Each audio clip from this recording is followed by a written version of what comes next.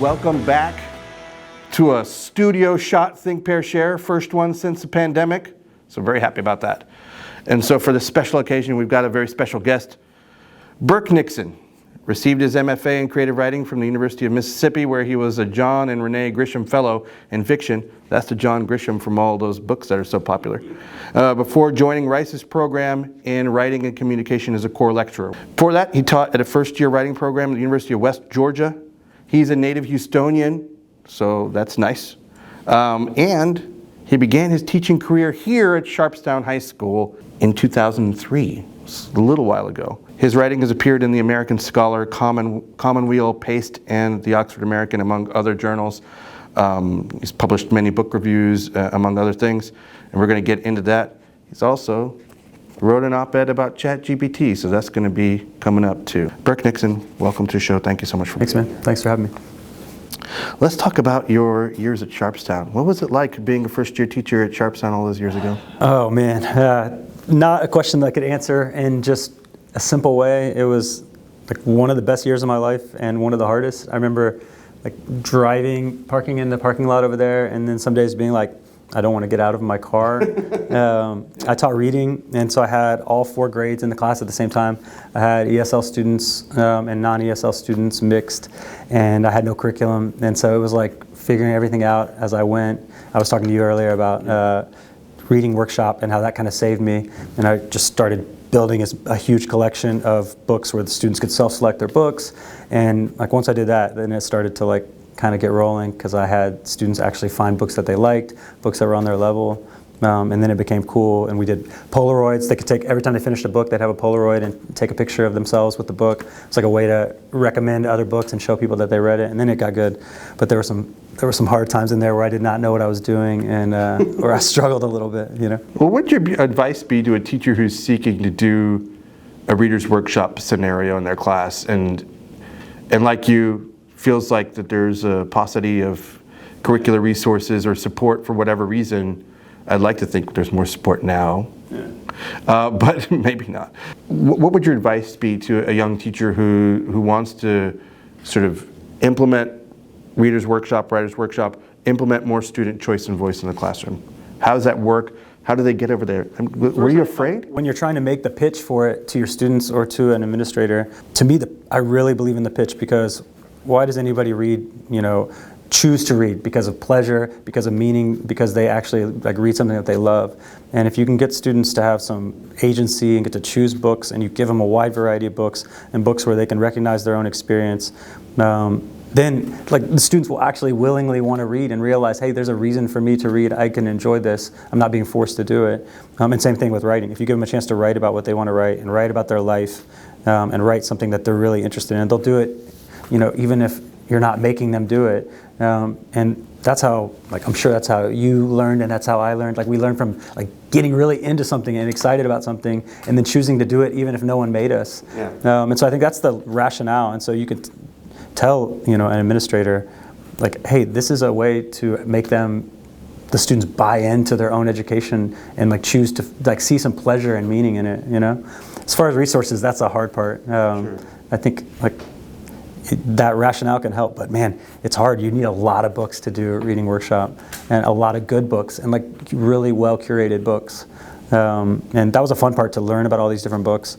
But it's also hard because I kept losing, the books would just disappear from my classroom, and then it's you can't do reader's workshop without books. A problem for me as an English teacher was I love reading, but I don't necessarily love reading young adult fiction. Yeah. And forcing myself to read books that are appropriate for kids so that I can help put those choices into the classroom. It took some time. So I can imagine that being a bit of a hang-up, but I think now, and more than then, there's so many web resources. That's true. Teachers have done this work already, and it's codified, and monuments of it are all over the internet, and so it makes it, I think, easier than when you and I started. But that's I think part of it for me was just do I really have to read all these? How much S.E. Hinton can a grown man read without being weird? But man, The Outsiders, my students loved The Outsiders. And then you tell them, hey, she wrote this when she was, 16 or 15, and it just would blow their minds, So, I mean, like there is that. And with the mini lessons that you do when you teach reading workshop, it just takes time because you have to find these texts. You have to build a database of texts where you're like, I know the students will be into this. I know they'll like this. And that just takes time. You can't, you can rely on other teachers and learn as much as you can from other people, but it also takes years to kind of know, oh, this text I know will work, this text won't work, I think the other issue that, and certainly we've had here and I imagine other schools have, is teaching profession has become pretty transitory, I mean, I think was that the average teaching career is less than 3 years now, and I can't imagine establishing a praxis in that short a time. There seems to be a sort of transactional nature to our careers, a transactional nature to what's expected of kids in terms of reading and writing, and how they're tested. I mean, kids read novels in class and then they go take the STAR exam or the SAT or the AP exam or whatever, and it's a small excerpt and they have to answer questions about that small excerpt. And nowhere else in life is that an expectation. And so I think part of it, testing culture has created its own vocabulary and its own grammar, and we find ourselves beholden to it. I think that idea that writing is like a transactional thing, and teaching students that it's just a transactional thing that you do for, some utilitarian purpose, like that does everybody disservice. It makes it less fun to teach. It's most teachers who are English teachers or reading teachers got into it because they're really just into books and writing. And then if it becomes just this transaction that's all about the test or all about, no pleasure, no meaning, I think you miss out and you do the students a disservice too, because you're acting like reading and writing is something that you do because you have to and not something that you do because it gives you insights and it gives you joy, So I think that's a bad part of like a testing-based culture, because it's also hard to measure the gain sometimes that you can make from reading the workshop because they can take years. It's like starting someone, getting them excited about books so that years down the road they'll continue reading, and it'll just continue to build. But sometimes that's not so measurable right in the beginning, I wish people would ask themselves how they became readers and writers when they make decisions about this. Because I grew up in a family where, I love my parents. They're not big readers. They're from another country. So if they do read, it's not in English. And so there wasn't this culture of steady reading in the home. That said, I was always interested in books, but I don't remember the light bulb going off for me until maybe 11th grade. And for me, it's a little embarrassing because it's a little cliche. It was Walt Whitman. That's cool. I'm not saying that I'm a Walt Whitman fan still. A little bit, but it happened in the 11th grade where I was like, I think I could be a writer. And a lot of that was emulating people that I thought were cool. Where is that in the curriculum, So what was it for you? Do you remember when something went off in your brain? It was like, not only am I good at this, but I think I want to do this forever. 10th grade, it was like same kind of thing with you. I had a teacher who was hard on us. He held us to super high standards. He could be a jerk. If we said BS, if we wrote BS, if we said BS, if we tried to say something that was like what Jane Austen says, long sentences of refined nonsense. If we tried to write BS, he called us out on it. But he also was just so enthusiastic about reading and writing, and he talked about the books that he read for fun. And I think like every teacher that inspires someone is just enthusiastic. No teachers who are talking about the test and forced to talk about the test because of their circumstances makes it hard to share their joy with students, because this guy, he was just so enthusiastic about his material. He was so smart. He made being smart seem cool, which I had never thought that was something. I was trying to hide it. Yeah, exactly. Until you meet somebody who helps you out of the smart closet. Yeah, and he would call you out, and he made being smart seem cool. But he just also made this literary anthology. We were reading, it was like an honors English class, huge literary anthology. And he made it seem like this was the most interesting stuff in the world. And so I started reading outside of class, like I'd read at lunchtime from the anthology. because I was so into it. And then I was like, maybe I'll be him. I'll probably be like Bob Dylan, the next Bob Dylan, or like the next like Scorsese. But if that doesn't work out, like I could be him, you know? And like, That's a pretty widespread. Yeah, it was a big gap between my second choice and my third choice. But it was just like, I could see that what he was doing, he got like genuine joy out of it. And I could see it was meaningful because he taught me how to take language seriously and find joy and meaning in it. And so I was like, I would like to do that, you know? Was Bob Dylan one of your initial writing influences? Yeah, it was like the same time that I was in his class, I was also discovering all this music that was, you know, literary, and like where the musicians actually like cared about reading and would like talk about their favorite books. And so it was that at the same time, and like this feeling, first time I'd ever have it, where it's like, I don't fully understand this, but I want to keep listening to it and figure it out, you know? Before it was like, I would like CNC Music Factory, Everybody Dance Now, and I'm like, I like this song. You know? Good stuff. No, it's a good song. No, but then I don't need to figure out Everybody Dance Now. It's about how everybody should dance now. Yeah, that's all it was about. Yeah. But then it was like starting to see like, oh, there's some art that you might not even understand at first, but something about it is just like inviting you to keep thinking about it. You know? Milli Vanilli too? Milli Vanilli. Exactly. I was into Milli Vanilli too. I mean, UB40? A little bit more substantial, in my opinion, than Milli Vanilli. Sure. Well, Milli Vanilli was like a front, so. I mean, Saturday Night Live, we'll never forget. If this was that kind of YouTube show, there'd be like a little clip of them. Girl, you know it's, girl, you know it's, girl, you know it's, girl, you know it's. That song's good though, honestly. Yeah, and when you see the people who actually sang it, it fits. Like, wow, it's an old gospel singer, and he's awesome. Yeah. And he should have been the one making the millions of dollars.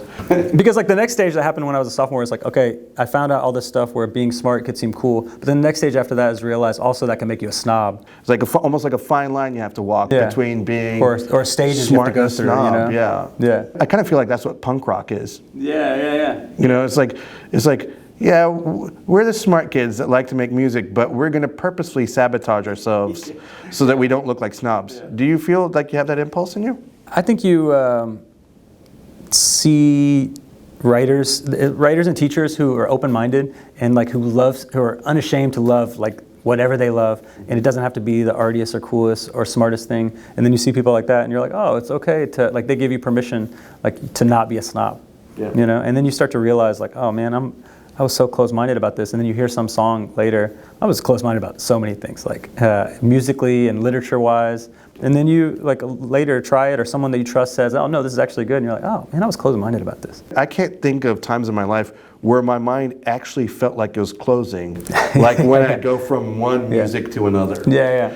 I remember being a kid and like this. My older brother had discovered the Smiths and British alternative music in the 80s, and I was like, yes, I'm all in. Yeah. All the Cure records, all the Smiths records, all the New Order records and Joy Division records, and anybody who asked me about how much I loved MC Hammer then, like, who's MC Hammer? I don't know MC Hammer. Does he make music? Yeah. Is he famous? I have an essay that I just wrote that's going to be coming out in this literary magazine, and it's about Alan Jackson and Chattahoochee and 90s country, and how I used to love 90s country when I was a kid, and that was my favorite That's why you thing. drive a Mercury. You know? Yeah, exactly. I'm crazy about it, man.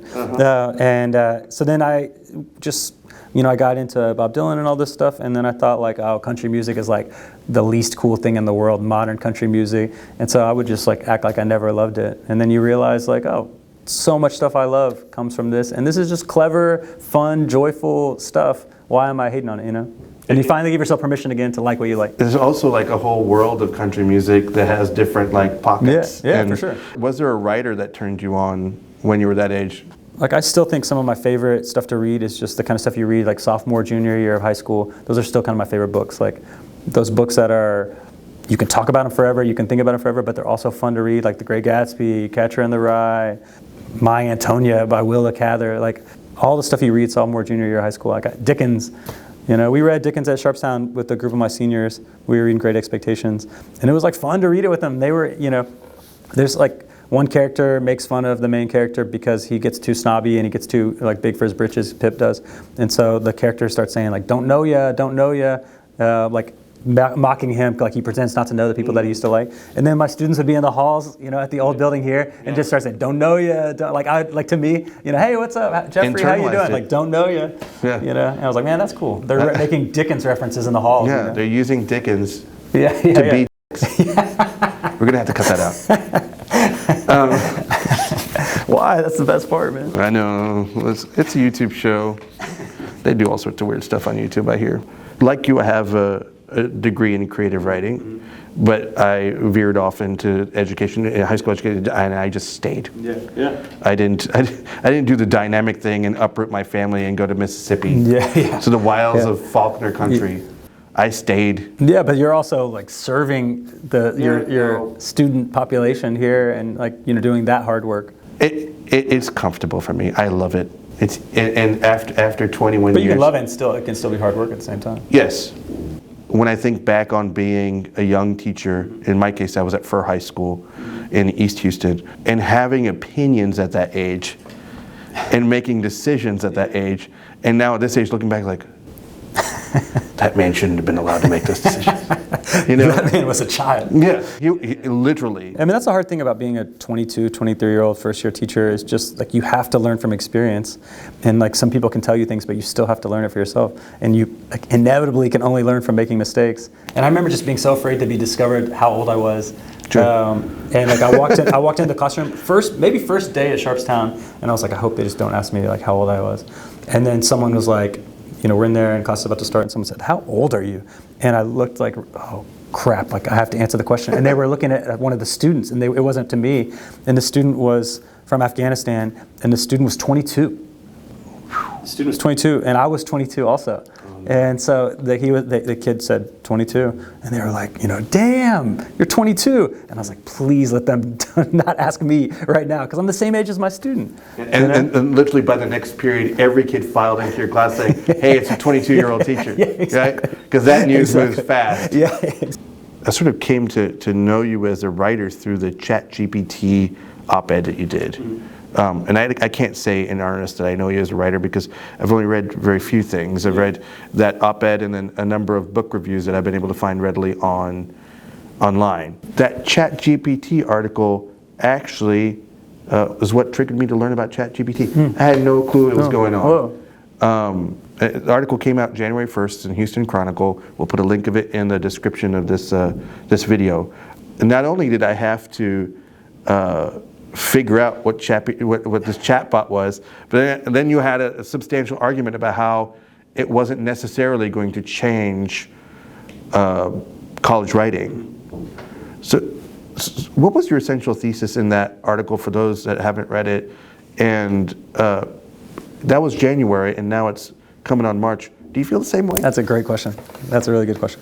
The thesis was in response to a lot of articles that had kind of clickbaity headlines like the college essay is dead, high school English is finished, those kind of articles. And like a lot of times the writers of the articles wrote more nuanced treatments of like ChatGPT and how it was going to affect college teaching or high school teaching. But there was still this general idea of like there's going to be no reason to teach the essay in a college class or a high school class because students are going to be able to just say, hey, write me an essay on Maya Antonia and make it this long, and then ChatGPT will write it for you, and so the students are going to have no reason to write, and then our jobs are going to be obsolete, and this genre of writing, the college or high school essay, is going to be obsolete. And my thesis was that writing is a process of discovery, process of revision, process of a way of thinking. For me, it's easier to think on the page than to just sit and think if I just sit in a chair. Because I can write down my thoughts, and that helps me clarify them and articulate them and realize where I'm wrong. So my argument is that if we can show students the value of writing as a process and as a way of thinking and discovering what we think and challenging our own ideas, then students will still want to write these essays, and these essays will still have value, even if they have the option to have a robot write the essay for them. Do I still feel the same way? Yes, I definitely still feel the same way. I think most students anywhere don't want to cheat. Most students anywhere want to do the assignment that you give them, and cheating is like always a small amount of people, and there's already lots of ways to cheat on an essay if you wanted to. Sure. And so students will do that, but that'll be a small minority. I still feel like it's our job as teachers at every level to show students that there's pleasure in writing and meaning in writing, and that there's a reason to do it for the process, not just the product. I had a student at Rice this week that was talking about how he used to want to be a writer, but now he just likes to write for fun. And he likes to write on the side, and he'll write fiction, he'll write in his journal, he'll write just like arguments to himself. and he was saying that he just does it for fun and because he finds it like meaningful and fun. And he was saying that every time his friends see him do it, they're like, "Oh, you want to be a writer?" And he was like, "No, I'm just doing it for fun." And he was saying, like, if someone's shooting baskets outside, like, you don't just go up to him and be like, "Oh, you want to be in the NBA, huh?" Like, it's like That's okay. what I do. That's how I get into all my fights. Hey, LeBron. That's what I say. So it's like there's some pleasure to just do the thing, just to do the thing, and I think it's going to be our job. And also, the administrators have to support teachers who are emphasizing writing as a process and as something that gives you pleasure and helps you understand the world better. And people who, are trying to figure out how to measure success need to understand that writing is a process and that you can't just make it only a product-based thing. Assessment has to be good. The writing topics have to be good and relevant to the students. So I think if we do all that, which is hard, Chat GPT won't crush the college essay or the high school essay. But I think it could be a good tool, How? That's where I was going anyway. You anticipated my follow-up. Yeah, I had some people like push back on me and say, hey, a thesaurus is a tool, an online thesaurus is a tool. People use Grammarly. Like, what's wrong with the Chat GPT? And I think they're right about that, and it is a tool, and you can use it to supplement and like help your writing. Have you used it? Yeah, I've used it just to see what it does, and my brother has used it a lot. I'm not impressed with what it does, but I mean, it's going to get better and better. But what I love about good writing and is with my students, and I saw it with my students at Sharpstown and students at Rice, it's like good writing has like the perspective of one unique human being. It has human details and human voice and human perspectives, and it's unique because one certain person wrote it. And I think like AI can only kind of fake that humanity. For now. Yeah, for now. Yeah, but I mean, like it's if you know that this certain person wrote it and that they're really drawing on their own life and their own ideas, I think it's going to be inherently more meaningful. What's eerie is that if you are a writer that has published a lot, right? Even if it's just on your blog. Yeah. Chat GPT is going to factor that in. Yeah, that's true. There's a French DJ, name eludes me, who asked Chat GPT to write a rap, I don't know how many bars worth, in the style of Eminem about the future of a certain topic, which is something that Eminem would never write about. And it generated a rap with the same exact cadence and everything as Eminem would have. And then he took it and put it into a different chatbot that rapped it in the voice of Eminem, took that track and dropped it into a music editing software and then played it for a crowd of thousands of people, and they lost it because they thought they were privy to the brand new Eminem song. So I think we're almost there. I mean, I think it's going to change so many things. I don't think it's going to like make the essay obsolete or the idea of writing about ideas and writing about experience obsolete, because those things are worth doing for a human being and not outsourcing. But I think like people are going to use this technology more and more in lots of different ways, and some of it's probably good. If you have some kind of like strictly utilitarian kind of a writing assignment that you have to do, you got to write a memo about the new rule changes. Like, if that's not something that you're invested in, you could get ChatGPT to write the first draft and then use it as a template to kind of see like, okay, now you make changes. I don't think that's necessarily a bad thing. So it seems to me that your article and now your answer emphasizes the iterative aspect of writing. I guess my question is about, as a teacher, how should a teacher be thinking about grading writing? Gotcha. In the future? That's a good question. First, I think some people got back to me about my article and said, hey, what's wrong with having ChatGPT write the first draft and then you go through the next stages and it just gives you a start? And like that I disagree with, because I think the first draft is like one of the places where you start to discover what you want to say, and you have to do the most thinking, and that's one of the most fun parts and hardest part. It's because you have the blank page. And if you build off of ChatGPT, you missed a chance to go somewhere that you never would have gone. So I think like you're talking about the writing process and the iterations of the writing process. I think you got to do the first draft, and so I don't think ChatGPT is good for that. So step one, kids have to write their first draft, and that should be part of their grade. Yeah, well, I think grading is such a complicated topic because my students are so obsessed with grades, so I've been thinking about grading a lot. I think your grading has to emphasize the process, not just the product. So you're letting them do multiple drafts. We've experimented with contract grading and labor-based grading so that you're giving them credit for all the stages of the draft, and you're saying, you know, hey, if you do this amount of work and this amount of revisions, then you get this grade, instead of just saying like, I'm going to grade you strictly based on the quality of your final product, which is a complicated question, because if, you know, two students come from very different backgrounds and have very different previous history of education, then why should one student be rewarded for being able to write in a way that, you know, their circumstances allowed them to, and they get an A, and the other student tries their hardest and doesn't? So I think like labor-based grading, grading that builds in a chance for revisions. So like for my class at Rice right now, there's like a labor-based component, like you have to do this many revisions, and then there's like a quality component based on the course objectives, but they have like 3 different revisions they can do. So they get their objectives, they get their grade, here's the objectives you haven't reached, and now you have at the end of the semester and one more chance to revise to see if you can meet those objectives. So at least it's still emphasizing the process. Yeah, I understand. I'm just thinking about that from a high school perspective too. I struggle with grading. Yeah, I do too. When I was a high school teacher, it was the furthest thing from my mind. Yeah.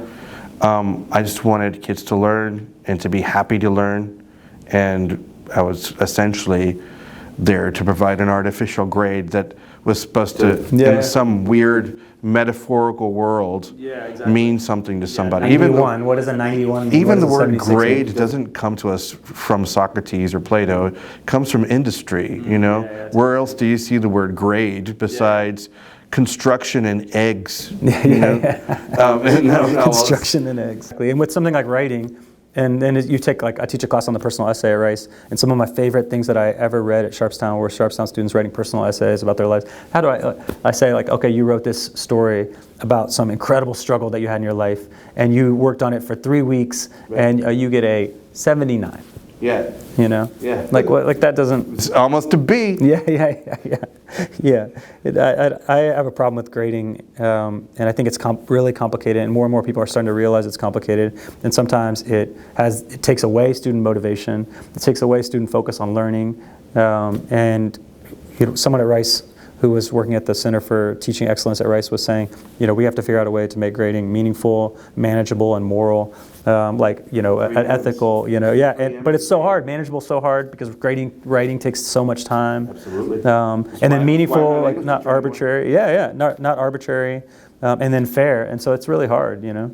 I almost want to ask, what system should there be in place instead of it? I don't know. I mean, I know that at schools like Rice, students are so grade driven, and I think it can sometimes like corrode their whole educational experience. I mean, that's my counterpoint to folks who say that grades provide necessary motivation. My counter argument is, let's talk about the nature of that motivation then. Because if the motivation is purely Pavlovian, we're losing humanity quickly in that scenario, you know? Yeah, I mean, I think you know, if you can grade students based on improvement, you can grade students based on effort, I think that will like still help you reach the learning objectives maybe even more effectively than grading just strictly based on those learning objectives. But in high school, it's also hard because at Rice, if I say, here's the contract, if you do these things, you will get an A in the class, and like every single person's going to do the contract. But I think like in high school, it's different because sometimes the problem is just getting students to actually do the work. Sure. You know, and in that case, I think you have to try to make the work as meaningful and pleasurable for the student as possible. One last thing about ChatGPT. Do you know what GPT means? No, I have no idea. Do you? Lacking in your research, sir. I do have it written down right here. It's a horrifying acronym. I'm going to look right into that camera and say, it's Generative Pre-trained Transformer. Generative Pre-trained Transformer. It's probably best left an acronym. First thought as a child of the 70s and 80s was the Autobot sound. Because anytime I read the word transformer, that's what I think of, is the stultifying effect of 80s cartoons I can't shake.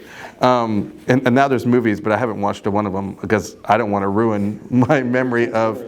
I mean, it was the coolest cartoon ever, and now when you try to watch it, unwatchable. Robots in disguise. I always thought it was robots in the skies. A lot of people felt that way because some of them flew. Yeah, exactly. Like Starscream. Generative pre-trained transformer. Yeah, that's where we're at. That's a robot. You want a human being to write and not the generative pre-trained transformer. But it's going to change everything. Technology has already changed so much in the classroom, and it's going to change a lot. But I think that a teacher's job and the people who support the teachers have to emphasize the human aspects and the human benefits of reading and writing. You know.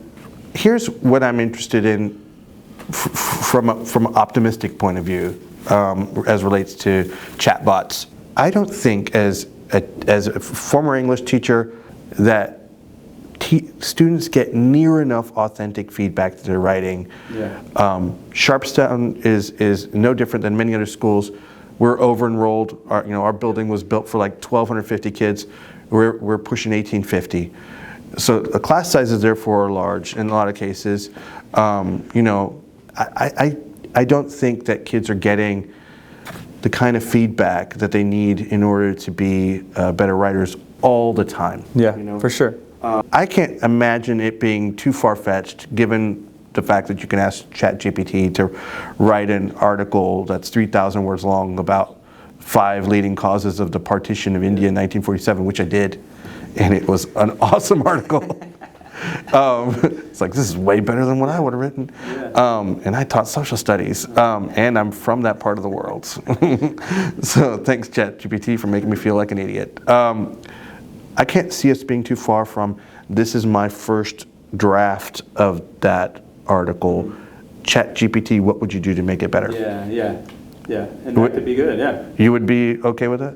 Yeah, any way that you can give students, if it can actually give meaningful, effective feedback, if AI can do that, I think that'd be great. Individual feedback is like a central part of my teaching and at Rice. But I have way far fewer students than the teachers here have. And it's still hard for me to give individual feedback to all of them. And so I think that in a perfect world, which is like not going to happen if politicians and school board officials and superintendents don't have their minds and hearts in the right place. But in a perfect world, you would build in systems for teachers to have more time to give students feedback and more time for teachers to give written feedback and stuff like that, which would mean transforming the school day for teachers. I think that's something that would need to happen. If you're teaching from 7:30 to 4, every single day, it's really hard to give. Just getting emotional about your. Yeah. It's emotional, man. It is. It strikes up the passions. In your years of practice as an educator, what has been the best vehicle for feedback? I wrote countless essays in college, and I remember there was one professor, Dr. James Pipkin. I hope he's still alive.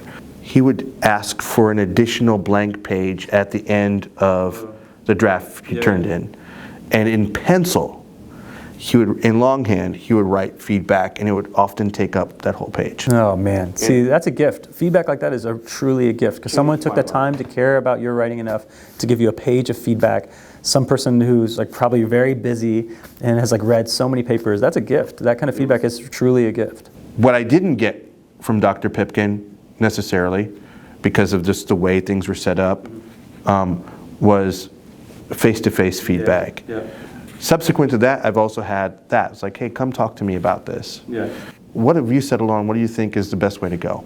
I've settled on more and more in-person feedback and less written feedback because, one, it can make it easier for me, and I can give more feedback if I can just give kind of very basic, cryptic written feedback, and then we can set up a one-on-one meeting and talk about it in detail. Two, feedback literacy is a big thing that a lot of writing teachers at the college level are thinking about. How do you gauge whether students actually understood your feedback and are going to use it? And so now I've started having students write. I used to write my students a letter at the end of every paper that they turn in. I write them a letter, the compliment sandwich. Here's some things that you did really well. Here's some things that you should work on when you revise this. But here's, some things that you did well. But now I realize they should be writing me the letter. That would save me time, and that would help their feedback literacy more. So now I make some minimal comments on the paper. We set up a meeting, a 15-minute meeting. And I know if you have 180 students, how can you do a 15-minute meeting? Like, that adds up. And it's even hard for me to do it. But if I do the 15-minute meeting, we can talk about the paper in detail.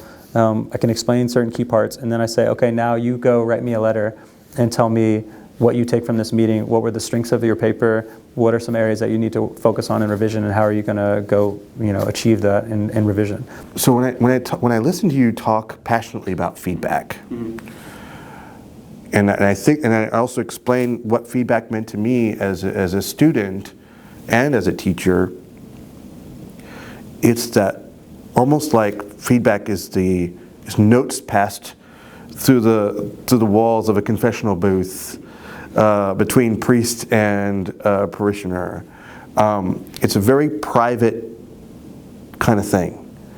And one of the things I've been toiling with as an educator recently is, how private should that feedback be? How do students get better if they're not presented with models that are different and provided by their own classmates? I mean, what do you think the role of sort of transparency between students ought to be in a writing class? That's a great question. First, let's talk about the priest and the confessional thing. I think the feedback is really, like we said, it's a gift, but it's also something that's so fraught with emotion. Receiving feedback, we're grown people, and it's still hard to get feedback. I had a personal essay that I sent to an editor that I know at a magazine this week, and he rejected it. And it was it's an emotional experience to get negative feedback. And he was graceful about it, and so kind and careful. Which I think really matters. Sure. He made me feel good about it and about the piece, and he fully explained why he rejected it, but it was still hard. And so getting feedback on your writing, especially if it's a personal essay, then it's even more personal. So feedback is really emotionally fraught. And so I think the teacher or professor has a real responsibility to think empathetically about what it's like to receive feedback, and to be really, careful and compassionate and humane, and also positive, because a lot of times students learn the most from the few little moments where they did something well. So I think that's the first part, is you have to think really, feedback is private in a way, and you have to be really careful about it. But then as far as models and sharing stuff, I've made so many mistakes as a teacher over the years. The list is and sometimes the mistakes inform my teaching later, and those are the best ones, but it's still why did I do that? And for a long time, couldn't think of anything else to do. Yeah, exactly. It seemed I had a rationale at the time, But it's when I was teaching at HCC and when I was teaching at different universities, I would say, students would tell me their thesis for whatever paper they were writing, and I wouldn't let other students know each other's thesis, because it's I don't want them to copy each other or something. I don't know why, but it was we're going to keep what our argument is private. And that's not how real writers work. They sit there and be oh yeah, I'm working on this thing, I'm arguing this, and then you give feedback. Sure. And then also you learn more from seeing what everybody else does. And so now more and more it's okay, let's all go around the room and say what's our current argument, and it might change, but what's your current? And then people hear each other's, and it's now I know what I should do. Now I understand, or oh, he's already doing that and I am too. Let me push myself to say something different. And so I think it's also, writing is so communal, and you have to know what other people are doing. And the more you show examples of student work, good and bad student work, the more you learn from it. Like an athlete looking at tape or something. And I always feel I don't show enough examples to my students, and whenever I do show them examples, then same thing at Sharpstown, same thing. When I do show them examples, it's light bulbs go off, oh. Because it's not enough to just say oh, you should write more clearly. That's telling me oh, you should jump higher when you try to, make a layup. I can't. You can tell me, but I can't do it. If you can actually explain, here's how you might go about writing more clearly. Here's the mechanics of it, and let's look at these two sentences that you're classmates wrote that are really clear. What makes them clear? And then let's look at this other example, not from your classmates, a bad example. Sure. And say why is this bad? And that helps so much. So yeah, I think that feedback is really private, but learning is really communal. I always think about this with the literacy education we're providing to students who are just learning English. We have to sort of reimagine how we interface with kids and how they interface with each other. The best ESL teachers that I've witnessed in my life demystify the fear of being wrong, which is a prevalent fear when you don't know the words, and do so by being very open. And allowing kids to likewise be open and feel safe. And so that's what inspires me to apply that to other parts of the building. It goes back to grading too, because if you put them in a situation where they have one chance and if they fail it affects their grade, then you're not giving them that freedom to fail and make mistakes and get comfortable with trying things. Same thing with writing. If someone's trying something ambitious that they've never tried before, or trying to write in a language or tone or genre they've never written before, that's good if they're pushing their comfort zone. And it might mean the writing gets worse than their normal writing, but we should encourage them to try. Burke Nixon, thank you for giving me the freedom to have such a bang-up conversation about literacy and the writing process and ChatGPT, which means generative pre-trained transformer. I forget that. Right. You have to repeat it so it sticks in there. I don't want it to. Resist it, but it's futile because we've watched Star Trek. So thank you so much for giving us your time. We know it's so valuable. You could be grading and giving feedback right now, but you're here with us instead. So we're very appreciative, and thank you for your service to Sharpstown. I don't know. It might be way overdue. No, it's been a long time. But I would just say, this is the most important and hardest work. It's way easier to teach in college because you just have more time to give feedback, more time to grade, more time to plan, and you have fewer students. And so I think anyone that's teaching anything, but for me, teaching writing and reading at this level, you're just doing such important and difficult work. And so I'm in awe of everybody that's doing it. And I also miss it too, Yeah, well, if you ever want to get back into it, I got a job for you. Thanks, man. Thank you.